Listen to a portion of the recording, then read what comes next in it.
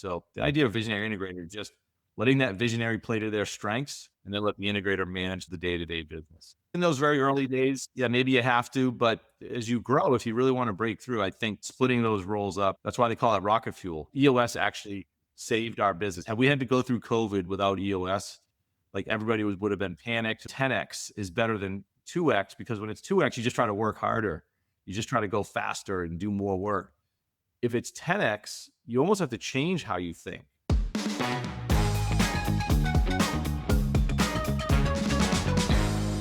Hello and welcome to another episode of Better Business, Better Life. I'm your host, Debra Chantry-Taylor, and I'm passionate about helping business owners lead better lives by creating better businesses. I started this show to actually bring people into the listeners' homes who have actually been there, done that, got the t-shirt, gone through the highs and lows, used EOS in their business, and many have gone on to become EOS implementers, as is the case today. So today's guest has actually grown a business from 0 to 15 million over 20 years without EOS. They then brought EOS into the business and took it from 15 million to 75 million. And they had over 500 employees by the time they actually sold that business. And today they're going to share with you how they rolled out EOS in the business, some of the challenges they came up against, and how they managed to navigate it with such a large business, how it changed their thinking, and therefore how they got to that 75 million and what it's now like to be helping other businesses with EOS as an EOS implementer.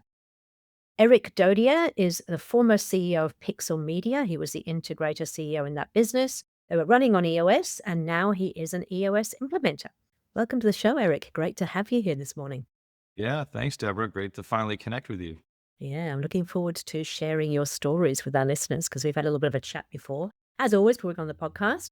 So you got into EOS because you had been running EOS in your business. Why don't you tell us a little bit about that story and how you got to be where you are now? I'm lucky I have both experiences. I've been a client using EOS, and now I've become an EOS implementer. So I see it from both sides, and it's.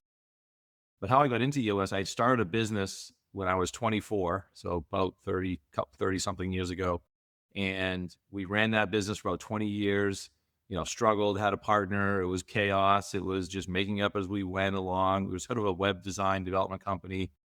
We pivoted into becoming a Salesforce partner, and along the way, somebody had posted on LinkedIn that they were doing EOS implementations, and somebody I knew and trusted. I gave him a call, a gentleman named Rick Fawcett. He came up, spoke to us, and I said, I'm in. Let's try this." And it was funny from year 1 to year 20 or almost 25, we grew to about 0 to 15 million in revenue, 1 5.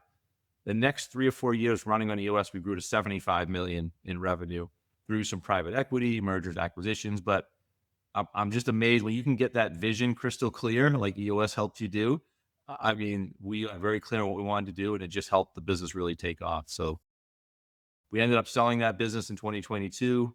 I stepped away in 2024 and took about 6 months just to kind of figure out what I wanted to do next. And I always knew EOS would be something I'd want to look at again from the implementation side. So I actually reached out to Rick again. He put me in touch with the EOS folks at Worldwide, or EOS Worldwide, and I went to boot camp about a year ago, and I've been working with clients now and on the other side, helping them implement EOS. It's been such an amazing opportunity to do this now in sort of a half retirement, but half. I love entrepreneurs. I love small business, so I want to just stay involved.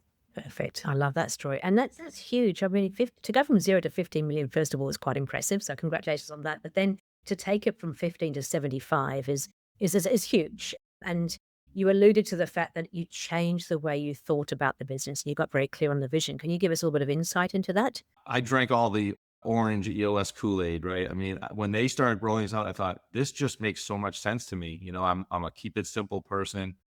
All the tools, all the methodologies around EOS, and we just started rolling it out. And I became the integrator because actually my business partner was more the actual. He loved being out in the marketplace and talking about the technology, and he really kind of had those visionary qualities, kind of external facing, working with our biggest clients.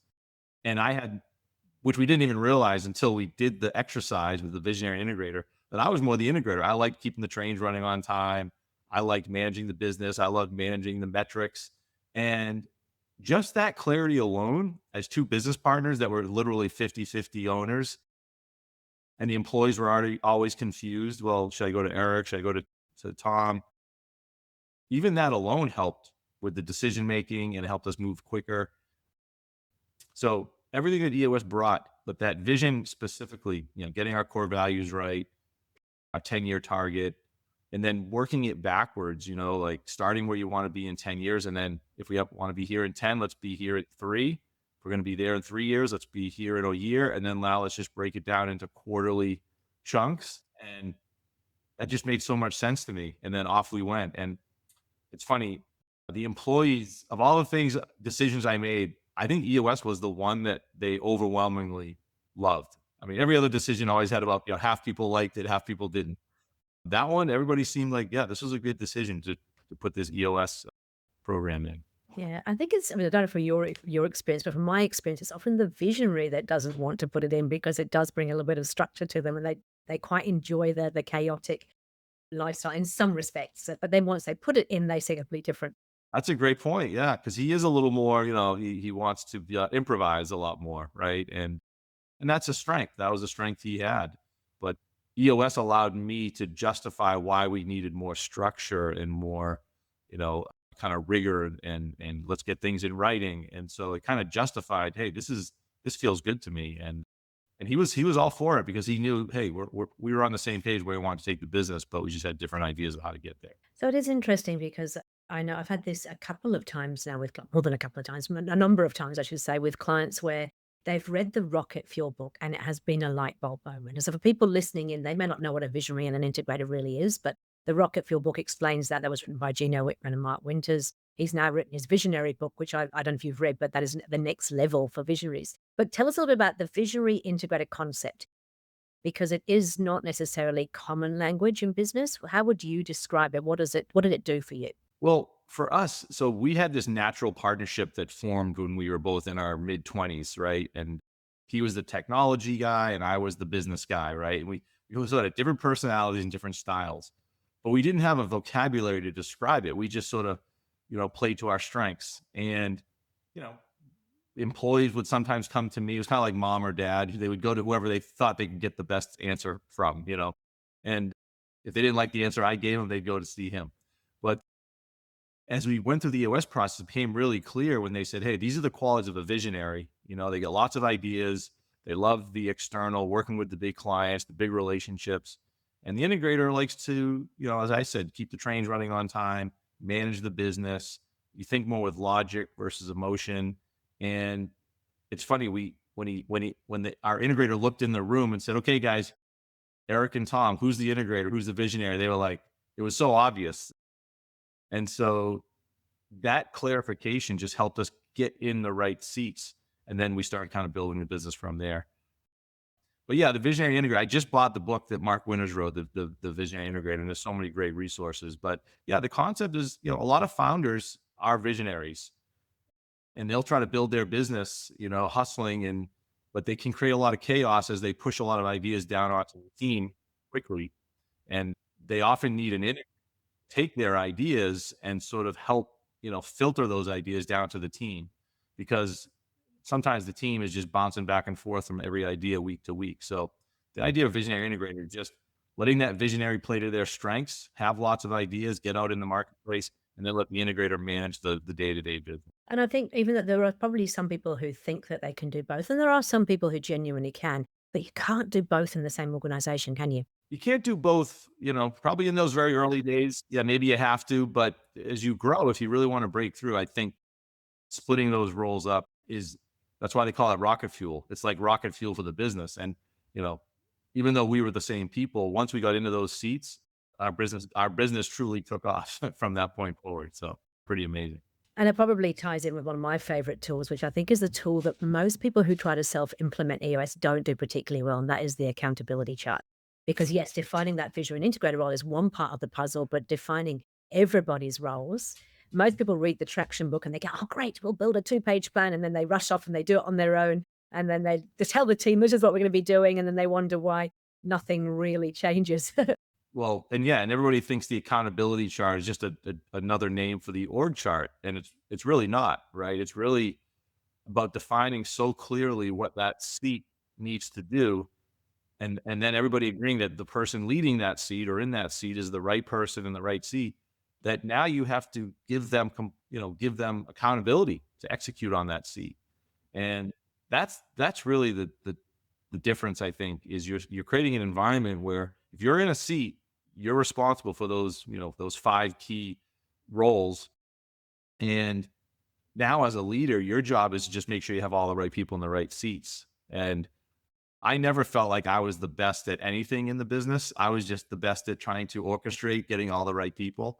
And this even was again another breakthrough to say, wow, maybe at times we've let people stay in seats that we shouldn't have, right? Maybe they didn't fit the culture, as the company grew, or maybe they didn't, maybe the role outgrew, their ability, and we let them stay in that seat a little too long. But when you can get all those right people in the right seats, that's again another big catapult for the business for sure. What do you think was the key thing that really started that flywheel turning? I mean, you talked about the vision earlier, so getting very clear on the vision, but it's a big change to go from the size that you were to the size that you got to. What was the biggest kind of catalyst, and which was the EOS tool that really helped? Well, as I think about it, I always think about how EOS sort of promises, or you can reduce the chaos. And I think EOS creates everything in your business, right? Your goals go here, your quarterly rocks go here, your issues go here. I found that when I go have coffee with people now and I start talking about EOS, or they start telling me what's going on in their business, it's like the Matrix. I can see so clearly, like exactly where the issues are. Just as they're talking, they're going, "Oh yeah, we've got an owner and he's got all these ideas, and then he just hired somebody and they don't fit, and but they've been around for And I could just see everything falling right into place with all the different tools. But I think it was that everything has its place, like kind of within the EOS framework. And I think that's what the employees felt is the business felt less chaotic, right? We weren't changing our mind every day on what the priorities were.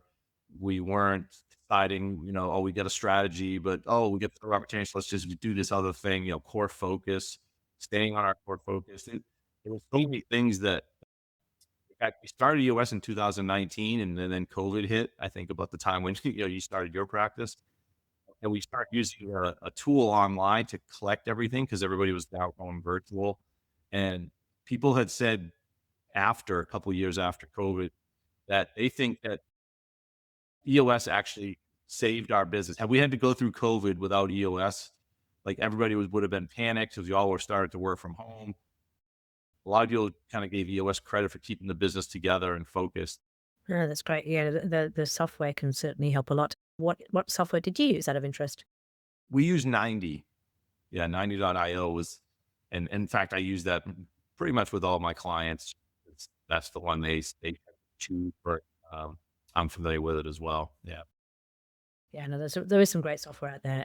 I work with 90 and a couple of others as well, but it's really it is amazing how people resist it at first. I think particularly this side of the world because it's built in US dollars and people are going to go, oh, it's got a bit of money to have it, but the amount of time that it saves you, and then also I think the visibility across the entire organization. So for the visionary that's perhaps struggling to let go, they can kind of dive into it. They can see everything if they want to without having to actually meddle in the day-to-day running of the business.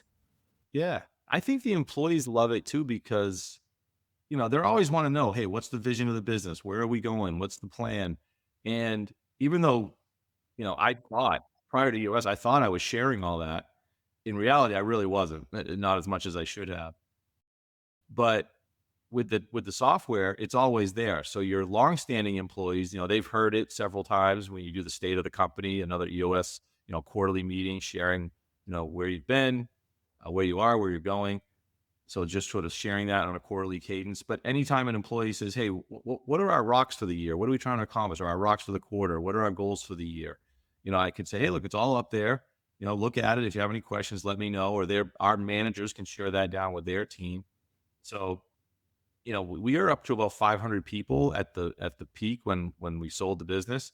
We put everybody into the software, which was a bit of an expense, but when you have a very spread out team, that was kind of the glue that kept everybody together. Like we all kind of had that shared experience and we could all go in the software, look at the VTO, the vision, the 10-year target, core focus. You look at the rocks for the quarter.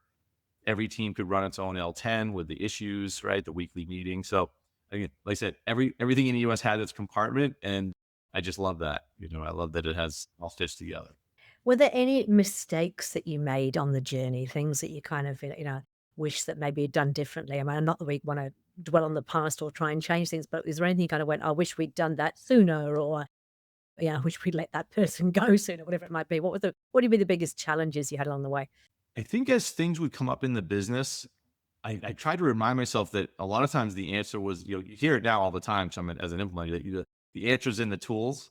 You know, just there's always a tool to solve. You got an issue. Which tool could best solve that, or which of the six key areas? Is it a vision issue, a people issue, a data issue, you know, a process issue?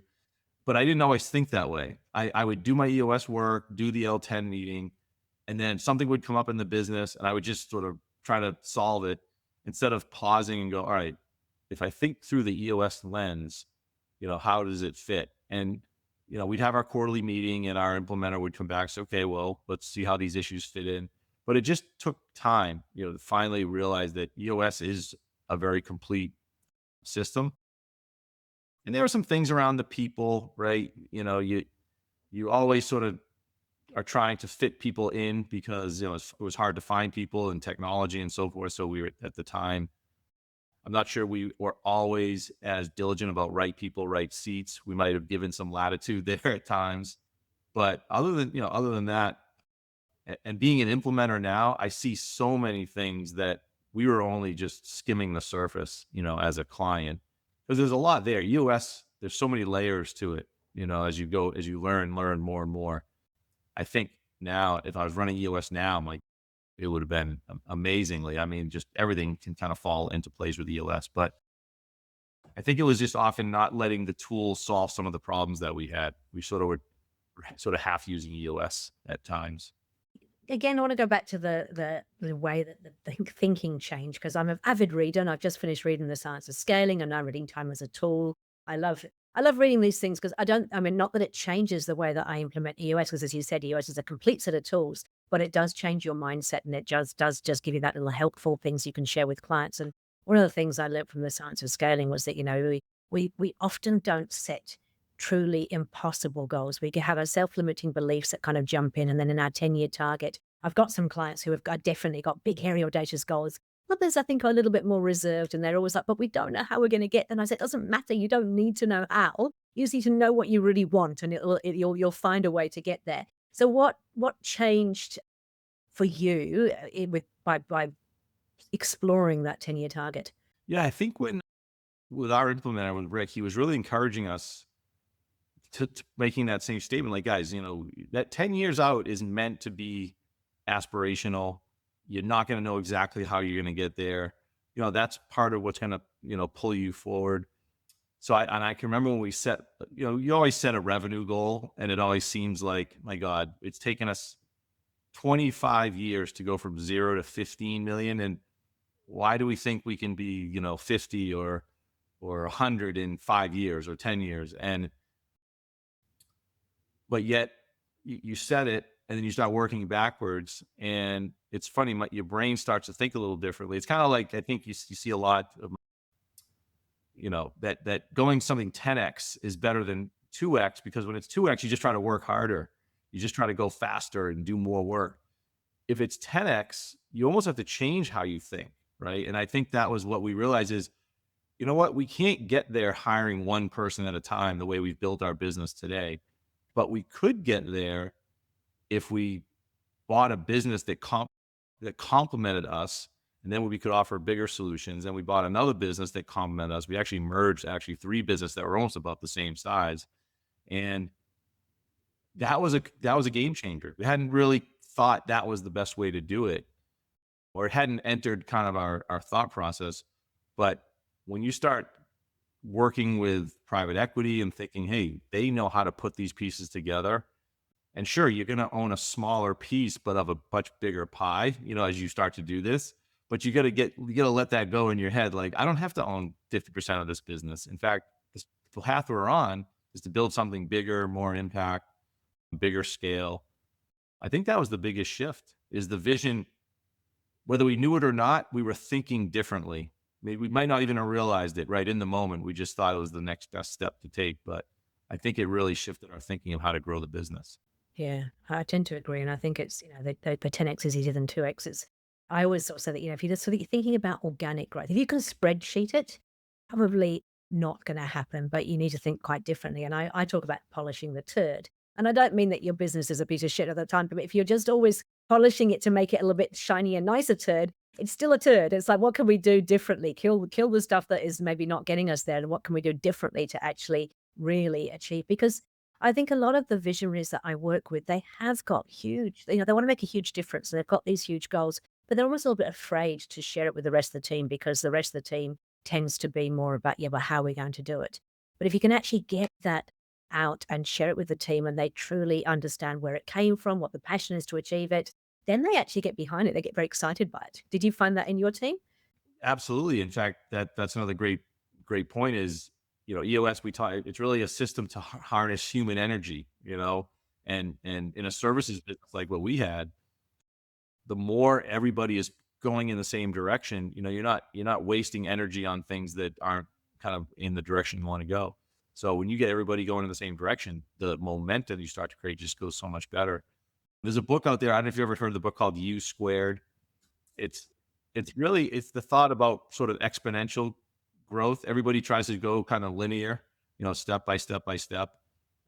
And it's a really short book. You can read it literally in like 30 minutes. It, it talked exactly about that. Is not trying to think of everything doesn't have to be linear. You can make kind of exponential jumps. And yeah, really interesting concept. But same idea with going for 10x versus 2x. It forces you to think a little differently about what you're trying to do. Okay, great. So you've switched sides now. You're now on the side of helping businesses as opposed to running it in your own business. How has that been for you, and what have you really enjoyed about it?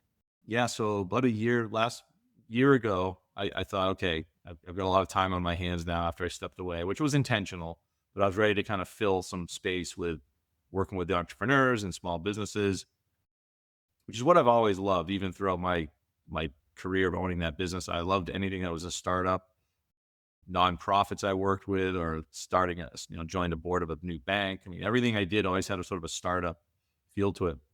And I thought EOS just creates a great platform to do that. So I just reached out and signed right up for boot camp, went out to Detroit, got the training, and then put it out really on my LinkedIn network and already started picking up some clients. I've been adding about a client a month, in those first 8 or 9 months. And I love the learning. I love going on the academy and watching the videos ahead of my sessions. And I'm a big repetitive. Like I'll listen to it 2 or 3, 3, 4, 5 times if I have to sort of really get the flow of what I'm teaching, and then sort of tie back to the stories that I lived, running my business, Pixel Media, and then Rafter One for 30 years. And I think the clients really appreciate that because they know not only am I teaching EOS, but I used EOS in my business and we had incredible success with it. So I can speak firsthand about how well it works. And I mean, I love like focus days. I love those first 3 days because their eyes are wide open. Like every session they come in like, oh my God, this is incredible. Like, and now I'm into some quarterly sessions and now they're starting to build momentum, but it's great being on this side of it. I'm loving it. Yeah. It's a lot of fun.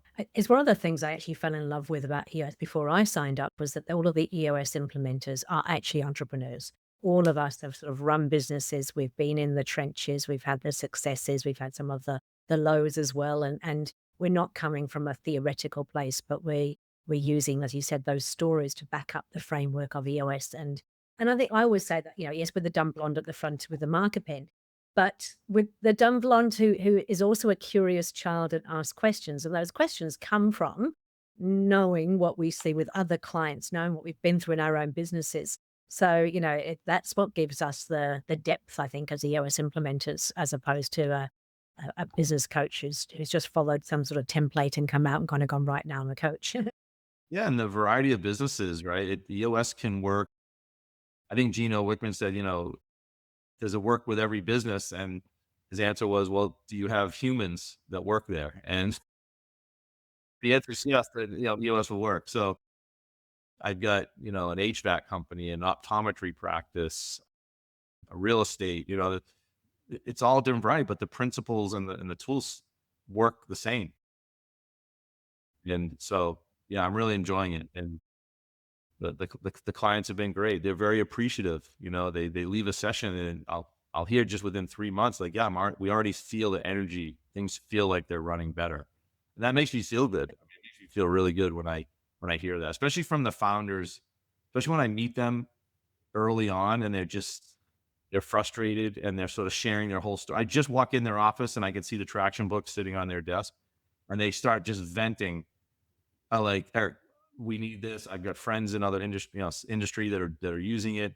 When can you start? And I said, well, hold on. Let's do the 90-minute meeting and but then to hear 3 months later that they feel like they're getting good progress and traction, it feels really good. I'm similar. I've got about 24 clients across Australia and New Zealand. So it also works across countries, of course, because we've got, EOS implementers all around the world. And again, everything from, people who manufacture and have a manufacturing plant right the way through to software as a service, through to professional services, to product services, manufacturing, whole raft of things. And as you said, as long as they've got people, it is a people management tool. So it's, people energy kind of management tool, which means it will work if you've got humans in the business. What I love is the same thing, is that, it's not going to change the business overnight. But if you follow the process, even within that first 3 months, we see significant change. And when you get those phone calls from your client and they go, oh, we've just run our 8 EOS level 10 meeting and it was fabulous. And it's like suddenly they're loving meetings again. Because how many clients do you have that come in and they're just, especially visionaries, oh, another bloody meeting, what are we going to get out of this one? So that level 10 meeting tool just changes everything. Right. Yeah. Every check-in we do, that's probably one of the most common things I hear is they love the level 10 meeting. It just, they love that they're solving issues. They're getting things out on the table. They're holding it regularly. And I think the management teams appreciate it too, because they probably wanted that more communication with the integrator and with the visionary, but they were just never able to get it consistently. And EOS creates that environment. And so they're almost thrilled that EOS has arrived on the scene. Like, finally, our owners are paying attention to us and solving the things we need to solve. So it's both good for the owners and the founders, and it's good for the leadership team that's been dying to have that more regular communication. Absolutely. So, what are the tools you talked about, which again, I think is a tool that's not often talked about, but the state of the company update? So this was something that is introduced by EOS teams as they roll it out to the organization, and it's about sharing, what we've done in the last quarter, where we're headed, the wins, all those sort of things. What were you doing anything before that in terms of communication in the company, and how did that change the way you communicated? Yeah, I think we were doing things in our business, before we started doing the formal state of the company meeting. We were doing things, but it was very sporadic, kind of when we felt like it. Well, when we felt like we had some big news. So 6 months could go by and it feels like a blink. You've barely, and all of a sudden you're like, wait, we haven't even had a company meeting in 6 months. And because, even though I was the CEO, we were still a relatively small business. So, I'm a doer, right? I like to do stuff. I like to get stuff done. And people are like, well, Eric, we got to meet. I'm thinking, oh, they know all that. They hear all that. We talk about it. They hear it in the kitchen. I think the state of the company is a way of just formalizing. We're going to do this every quarter. And as we got bigger, we actually went to a monthly because there's just so many things happening. But it kind of followed the same format. But the state of the company typically is a quarterly, where you've been, where you are, where you're going. You're sharing the rocks that you're working on. Like, so what are the priorities? I think the team wants to hear what are the priorities for the business, because they want to help. And if you don't tell them, they can't help. And then we're always frustrated that, oh, why aren't the employees helping us solve the big problems? Well, you didn't tell them what they were. So the quarterly rocks really is a format that you're sharing what the rocks are. And then you're also sharing how did we do the previous quarter, which kind of is making you and the leadership team as the owners accountable, right? You're saying, hey, these are the most important things we're going to get done, and we're going to tell you how we did in 3 months. And so you don't want to stand up there in 3 months and say, oh, we didn't get any of that stuff done, right? You want to be able to, so it even drives your own accountability. And so that's kind of, I feel like it creates accountability up and down, right? It makes the leaders be more accountable to what they say they're going to get done. And it allows the teams to participate in those most important things in the business. So, yeah, in fact, I sent an email earlier today. I had a quarterly session a couple days ago, and it was their first quarterly, and then they're going to do their state of the company and, share the EOS, really what they're doing and start to roll out EOS. And of course, there's always a new book coming out about EOS. That's what I love. Every book supports all the other parts, and the rollout is out, and the visionary book. So I mean, there's always some good more resources to go deeper. What I've discovered is, when people, it's funny. I have some clients who actually resist doing the state of the company thing because they sort of say, "Oh, but we run a retail business with all these people working in the store. They don't want to know what's going on." But I think that they, when they do it, they realize it's not true at all. Even a person who's working in the produce department putting cabbages on a shelf wants to understand how they fit into the bigger picture. And the state of the company does that. It talks about where we're headed as an organization, and it gives them a little bit of a sense of what is possible for them as well. So, if they want to progress with the company, they can see the growth, they can see what's happening. But also, if they just want to stay putting cabbages on shelves, that's absolutely fine too. But they understand that that is actually contributing to the bigger picture. They understand what the 10-year target is, they understand what we're trying to achieve as a group. And it's very rare that people don't want to understand what's going on. And if they really don't want to understand, they're probably a bit of a people issue, right? Yeah, I mean, worst case, they spent an hour listening, and they'll find their way to go do something else that they'll be more inspired about. But yeah, and again, and repeating things often, right? Telling people things many times. We would just go through our entire VTO almost every time because sometimes you had new people, they haven't heard it. We'd have different leaders share different parts of it, talk about the core values. So there's always something new there that people hear. We think as the leaders, because we're talking about this stuff all the time, but they're not. So this is their chance to hear really what's that vision all about. So yeah, we made it an event, like every quarter, this was something we were going to do. And it's a chance for the team to celebrate success as well as kind of look at, what's going on.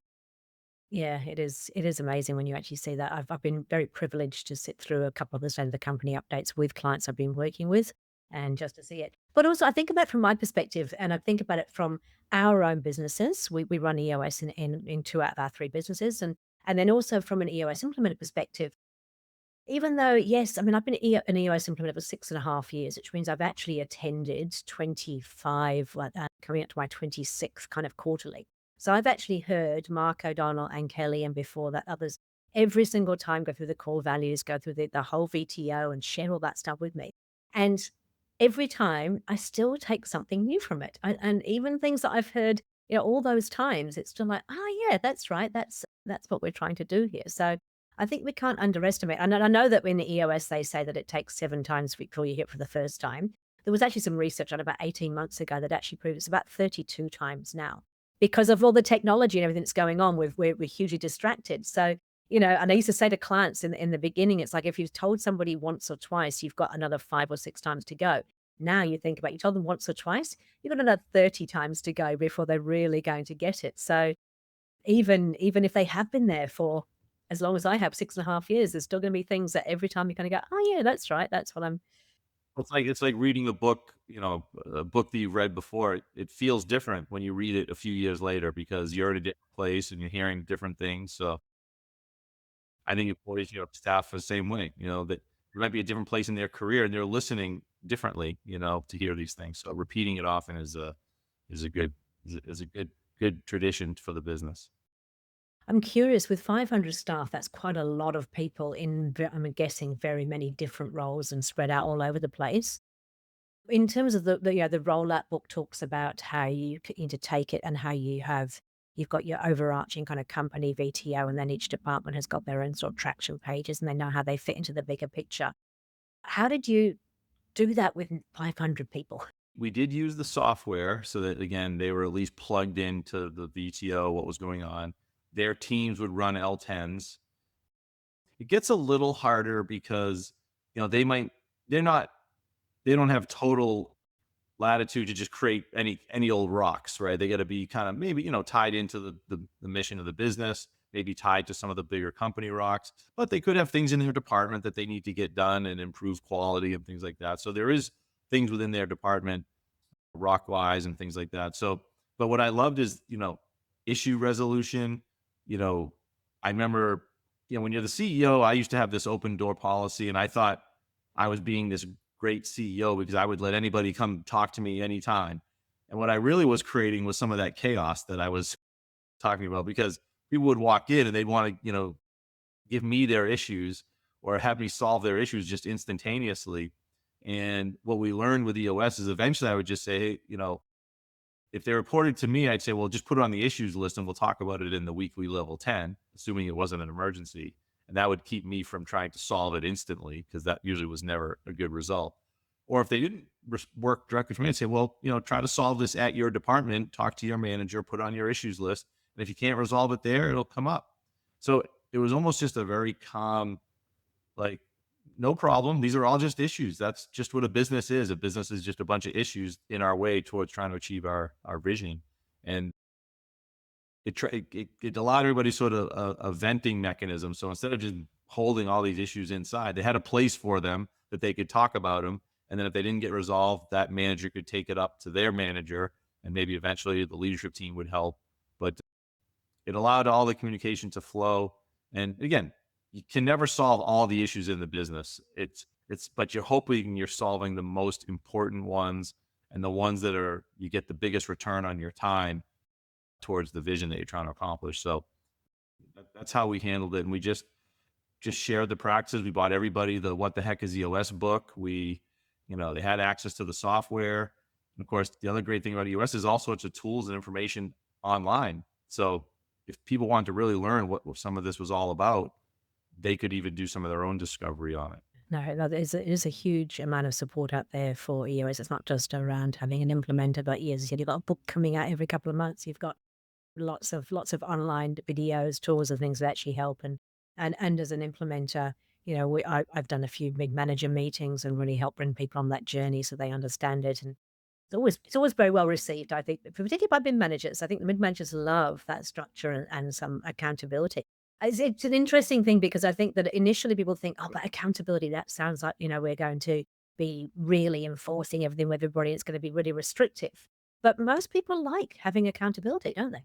Yeah, I think when you put up I can't remember. I always try to think of this study. There was a study where they put a bunch of kids in a big open field, and they all played in this little cluster, right? But then they put a fence around, a big, big, big fence around the entire area.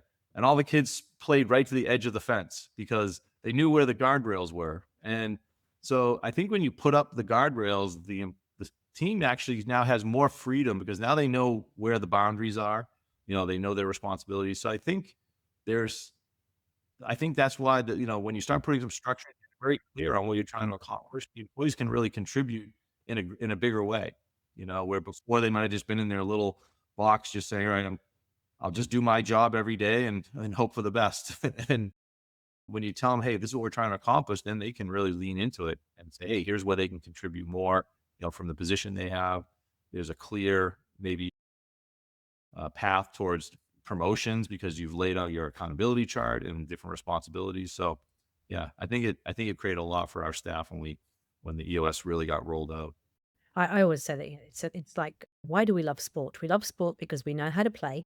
We know what the rules are. We know how to win. We've got a scoreboard that tells us if we're winning or losing, and it's easy. We know what all those rules are, and that's what EOS does for the business. It makes business a game where we got to go, these are the rules. This is what we're kind of expecting from you. This is how you win. This is a scorecard. This is how we're going to celebrate success. And then, yeah, it just makes it easier.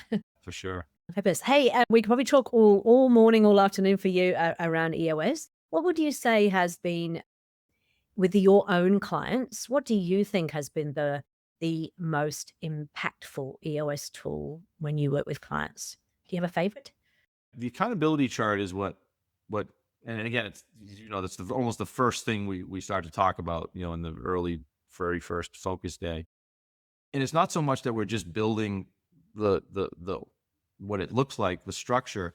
But what we're trying to describe is that you're now, if you sit in a seat or you lead a major function of the company, we're now agreeing that you're now accountable for the success of this seat and this function. And everybody's agreeing that yes, you own it, which I think empowers people to then want to take more ownership, more responsibility, take a little less from the founders or maybe the visionary integrator that probably already feel overwhelmed, right? They probably feel like every problem's coming to them. Nobody's solving anything on their own. That's the feeling they have. And it may be because the leadership team doesn't feel like they're empowered to solve the problem. So I think the accountability chart sort of gives people permission. You own this. If you own sales, you drive sales. We still talk as a leadership team, about, the budgets and strategies and things like that. But when it comes to execution and doing the job, that's up to you. And I think it's the accountability chart. And when you're working through that and making everybody see that if you if you're not delegating and you're not giving people the accountability, you could have a right person, right seat issue. So, so it either going to shine a spotlight that you have an issue, or it's going to empower that person to take charge of that position. And I think that's what founders and visionaries and integrators want. They want people that are in the seats to take ownership and kind of flex a little bit on the role and do the job that they're being held accountable to. Hey, 3 top tips or tools from you, Erik. What would be you'd like to share from both your experiences of being a business owner running EOS and now as an EOS implementer? If you had to tell the listeners 3 things that they should do, a book they should read, a tool they should do, whatever it might be, what would be your 3 top tips or tools? I mean, clearly we found our way to EOS. So I would say just begin the journey to look into it. And I post on my LinkedIn all the time, have people take a look at EOS. The other tool I love just from connecting with people, and that's how I stay informed, is I use LinkedIn a lot. I'm sure I've connected with you is I use that tool just purely getting outside of the US because I find the relationships, your network is kind of a trajectory of how well you can navigate different challenges and problems based on people. The third thing, I am a big believer. I'm kind of a law of attraction person. So I tend to really and that's also I kind of love EOS about setting that vision. Set the target, set the journey of where do you want to go on, and just take those very small steps. I think sometimes people are concerned to take that first step because the journey looks so long. You just don't know how you're going to get there, so they don't start.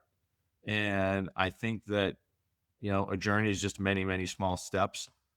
I sometimes don't even know how I got here. It was a 30-something year journey, and it was just little decisions daily that stacked up. And eventually you've got this business that you sell, and then I became an implementer. So yeah, so EOS would be something I'd look into if you own a business. I get clear on what you're trying to accomplish and just don't be afraid to take a small step towards that goal and just see where that takes you. Goes back to that sort of saying, if you don't know where you're going, any road will get you there. So get clear on where you're going, and then suddenly the road will appear. Right. Yeah, well, that's fantastic. Hey, look, thank you so much for your time and for sharing all your insights. Really appreciate it. We're going to put your contact details in the podcast notes so anybody can get in contact you if they want to. From a client perspective, what is your ideal client? Who do you love to work with? Yeah. Well, I'm located up in the Northeast up in the Boston area of the United States. And so most of my clients are up here, but I tend to right now love those target profile EOS clients. So, they're 2 million to 50 million, 10 employees to a few hundred employees. And then most importantly, they're open-minded, right? They know they're open to thinking differently about how they run their business. Because if they think they have it all figured out, and maybe they do, then maybe they don't need EOS. But if the business feels a little more chaotic than it needs to be, or they just kind of want more from their business, or they want more from their life besides just running their business, right? And that's really what your podcast is all about, is you can do that. I mean, I truly got the life that I have now, which is amazing with my freedom of time and schedule, really because of EOS. And that last 5 years running the business was the most rewarding 5 years we had that we ran EOS. The first 25 was like the preparation, it was all the lumps, and that was rewarding too. But I can tell you that the time we ran EOS, it just felt better. Made me a better CEO. That's great to hear. There you go. Some hope for people out there who are into their 19th or 20th year. Just because you haven't got there yet doesn't mean you won't eventually get there. Truly. Yeah. Yeah. Hey, again, thank you so much for your time. I really appreciate it. All right. Sounds good. Thanks, Deborah. Thank you.